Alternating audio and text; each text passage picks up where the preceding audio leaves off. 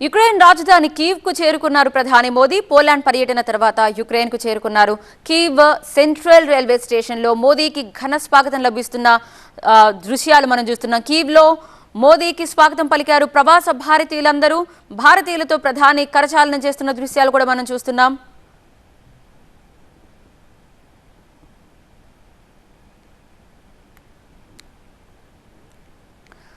Ukraine రాజధాని Kyiv కు చేరుకున్న సిచ్యువేషన్ ఒక్కసారి మీరు చూడొచ్చు. పోలాండ్ పర్యటన తర్వాత భారత ప్రధాని మోదీ యుక్రెయిన్ కు చేరుకున్నారు.